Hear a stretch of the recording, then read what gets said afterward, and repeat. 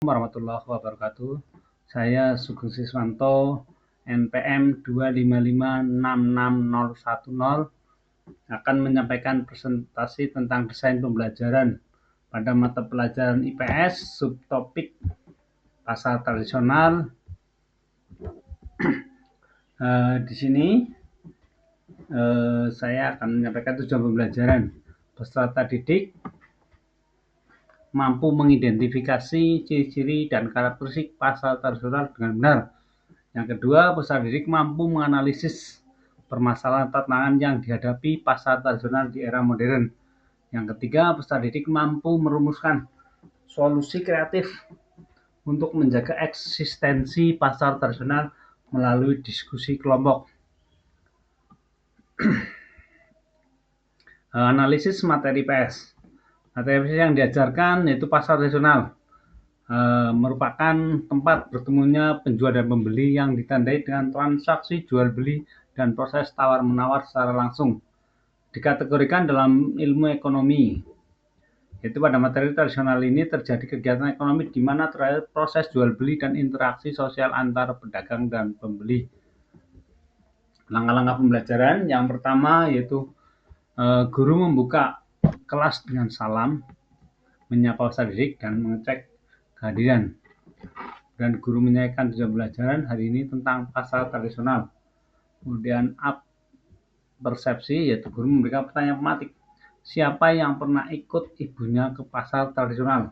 Apa perbedaan yang paling kalian rasakan dibanding belanja di supermarket atau online? Kegiatan selanjutnya yaitu stimulus atau orientasi masalah. Guru menampilkan sebuah foto atau video yang kontras antara suasana pasar tradisional yang becek, sepi pembeli dengan infografis maraknya aplikasi belanja online. Di sini saya sertakan 3 video YouTube yang bisa menjadi pilihan guru untuk menampilkan. Yang selanjutnya itu guru menyajikan sebuah artikel pendek atau cerita kasus nyata pasar tradisional yang mulai sepi,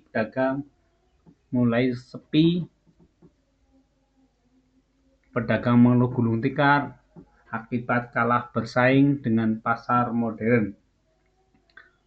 Pasar tradisional adalah warisan budaya sekaligus pilar ekonomi rakyat yang harus diselamatkan. Sepinya pembeli hingga membuat pedagang gulung tikar adalah alarm keras bahwa pasar tradisional sedang berada dalam kondisi tidak baik-baik saja.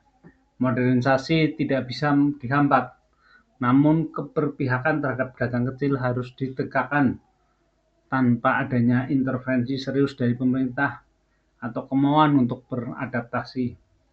Kita mungkin sering menyaksikan masa-masa akhir dari riuh rendahnya pasar tradisional di Indonesia. Kemudian peserta didik diminta memberikan tanggapan awal mengenai masalah yang disajikan. Yang kedua yaitu mengorganisasi peserta didik. Guru membagi peserta didik ke dalam beberapa kelompok kecil. Guru membagikan LKPD yang berisi pertanyaan penuntun seperti mengapa pasar tradisional semakin ditinggalkan oleh generasi muda? Apa saja kelebihan pasar tradisional yang tidak dimiliki pasar modern? Peserta didik di dalam kelompok mulai membagi tugas dan mendiskusikan batasan masalah yang akan mereka selesaikan. Kemudian pada langkah eksplorasi membimbing pendidikan, peserta didik melakukan eksplorasi atau pengumpulan data untuk mencari jawaban atau solusi atas masalah tersebut. Eksplorasi dapat dilakukan dengan cara bisa membaca buku teks IPS atau ekonomi, bisa juga mencari artikel di internet jika guru mengizinkan membawa gawe, kemudian bisa melakukan wawancara singkat dengan lingkungan pasar dekat sekolah atau guru lain yang bertindak sebagai narasumber, atau bisa juga menggunakan pedagang kantin di sekitar sekolah.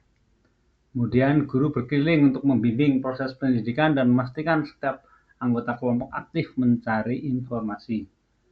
Kemudian pada langkah keempat yaitu mengembangkan atau menyajikan hasil karya.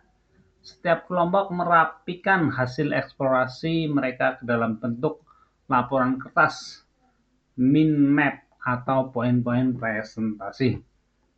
Masing-masing kelompok maju ke depan kelas untuk mempresentasikan solusi atau ide kreatif mereka.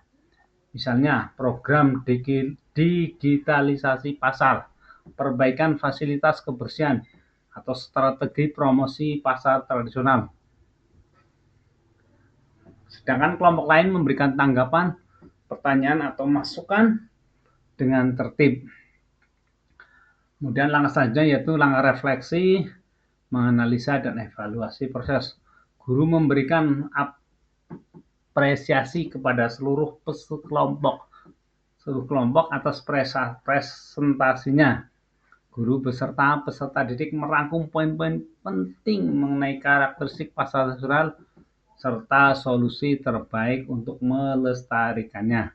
Peserta didik melakukan refleksi diri dengan menjawab pertanyaan dari guru. Apa hal baru yang kalian sadari tentang pentingnya pasar tradisional bagi perekonomian lokal setelah pembelajaran hari ini?